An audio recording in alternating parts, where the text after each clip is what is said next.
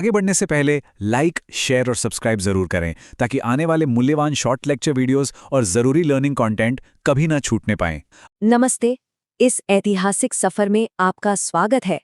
आज हम बात करने वाले हैं 1000 ईसा पूर्व से लेकर 500 ईसा पूर्व के उस बेहद दिलचस्प दौर की जिसे हम उत्तर वैदिक काल कहते हैं।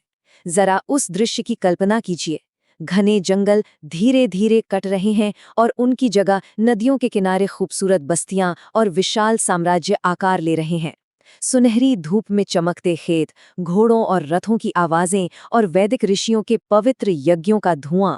ये वो वक्त था जब खानाबदोश कबीले एक जगह बसने लगे थे और प्राचीन भारत की एक ठोस कृषि आधारित नींव रखी जा रही थी। अब यहाँ एक बड़ा सवाल उठता है, आखिर वो शुरुआती पशुपालक कबीले एक विशाल और स्थायी सभ्यता में कैसे बदल गए? मतलब जरा सोचिए, ये रातों रात नहीं हुआ। ये मानवीय सोच, सत्ता और अर्थव्यवस्था का एक ऐसा महाकाव्य जैसा रूपांतरण था जिसने एक अत्यंत जटिल समाज का निर्माण किया। तो इस पूरी कहानी को अच्छे से समझने के लिए हम इसे 5 मुख्य हिस्सों में बांटेंगे। पहला, महान पूर्वी विस्तार। दूसरा, शक्तिशाली राजाओं का उदय। तीसरा, लोहे और कृषि की क्रांति। चौथा, वर्ण व्यवस्था। और अंत में कर्मकांडों से लेकर एक बहुत बड़े दार्शनिक विद्रोह तक का सफर। चलिए शुरू करते हैं। तो हमारा पहला भाग है महान पूर्वी विस्तार। अगर हम इन 500 सालों की टाइमलाइन पर नजर डालें तो ये सफर सच में हैरान करने वाला है।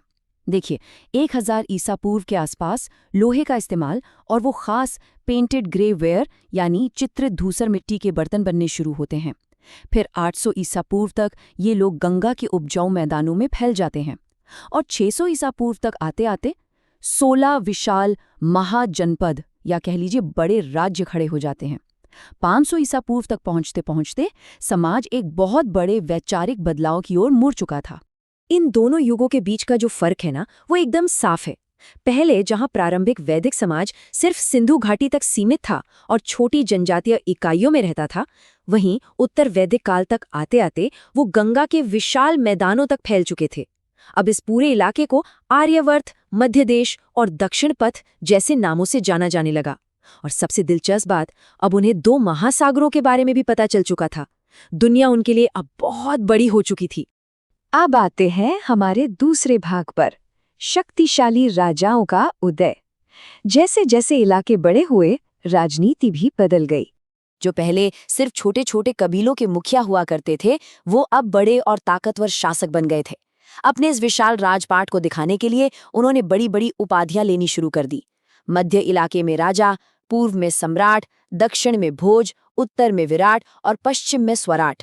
ये सिर्फ नाम नहीं थे, ये उनके बढ़ते रुतबे और भौगोलिक विस्तार का प्रतीक थे। लेकिन सत्ता के इस खेल में कुछ बहुत अहम चीजें पीछे छूट रही थीं। प्राचीन काल की जो जनसभाएं थी ना, जहां सब मिलकर फैसले लेते थे, खासकर विधत, वो तो मानो पूरी तरह से गायब ही हो गई। सभा और समिति जैसी जगहों पर अब सिर्फ कुलीन वर्ग और ब्राह्मणों का ही दबदबा रह गया था। और एक कड़वी सच्चाई ये भी है कि इसी दौर में महिलाओं को इन राजनीतिक सभाओं से पूरी तरह बाहर कर दिया गया। ये ताकत के एक ही जगह सिमटने का दौर था। अब अपनी इस नई नई ताकत को और पुख्ता कैसे किया जाए, इसके लिए राजाओं ने बड़े बड़े और भव्य अनुष्ठानों का सहारा लिया। राज्याभिषेक के लिए राजसूय यज्ञ, अपने साम्राज्य को और फैलाने के लिए अश्वमेध यज्ञ और अपनी सर्वोच्चता साबित करने के लिए वाजपेय यानी रथों की दौड़। जरा सोचिए उस समय के माहौल के बारे में। ये सब किसी बड़े सिनेमाई दृश्य से कम नहीं रहा होगा, जिसका इकलौता मकसद राजा की ताकत का प्रदर्शन करना था। चलिए अब तीसरे भाग की ओर बढ़ते हैं, लोहा और कृषि। आखिर इन साम्राज्यों को चलाने के लिए पैसा कहाँ से आ रहा था? इन साम्राज्यों की असल ताकत थी एक जादुई धातु, जिसे वो कृष्ण अयस कहते थे, यानी लोहा। सच कहूं तो लोहे की खोज ने तो गेम ही पलट कर रख दिया। लोहे की कुल्हाड़ियों से उन घने जंगलों को काटना आसान हो गया और लोहे के फाल वाले हलों से गहरी जुताई मुमकिन हो पाई। इसका नतीजा ये हुआ कि पहली बार जरूरत से ज्यादा अनाज पैदा होने लगा, जिसे हम एग्रीकल्चरल सरप्लस कहते हैं। लोहे के औजारों ने खेती को एकदम नई रफ्तार दी।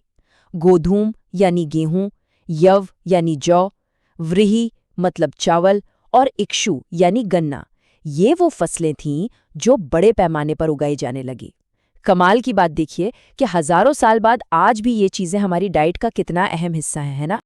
अब क्योंकि अनाज इतनी भारी मात्रा में होने लगा था कि हर किसी को खेत में काम करने की जरूरत नहीं रही, तो लोग दूसरे काम करने लगे।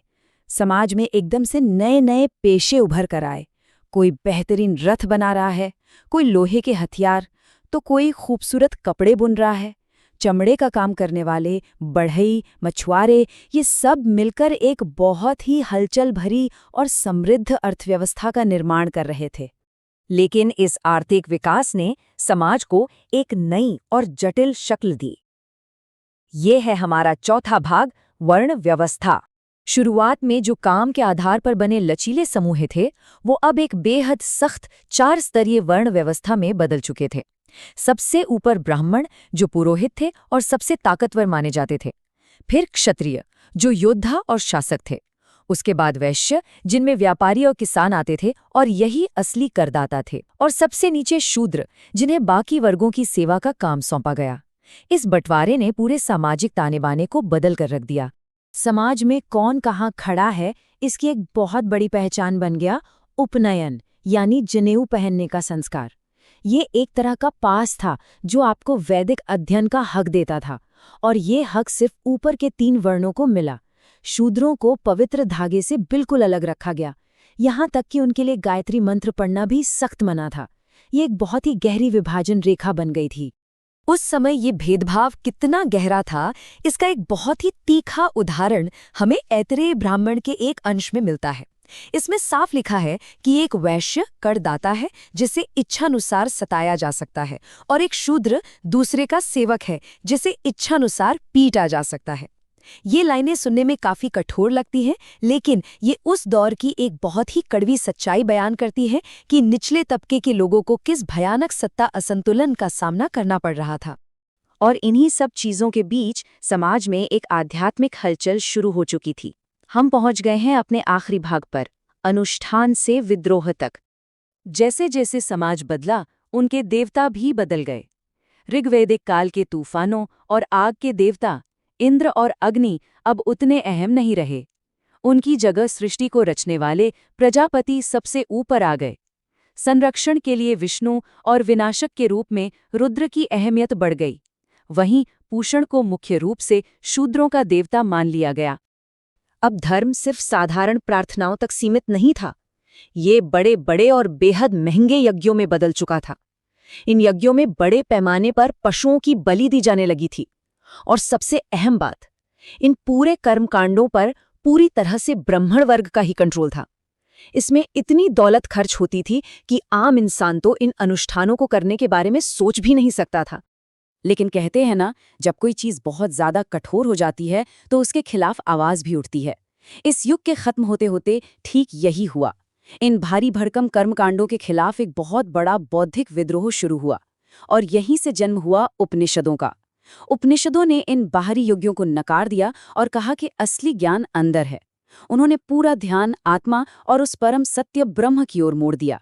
ये सच में क्रांतिकारी दार्शनिक बदलाव था, और इसी बदलाव ने इतिहास की दिशा ही मोड़ दी। जरा सोचिए, ये जो कर्मकांडों और सामाजिक कठोरता के खिलाफ एक दार्शनिक बहस शुरू हुई थी, क्या इसी ने आगे चलकर बौद्ध और जैन धर्म जैसे महान आंदोलनों के बीज नहीं बोए? ऐसे आंदोलन जिन्होंने पूरी दुनिया के आध्यात्मिक नजरिए को हमेशा के लिए बदल के रख दिया।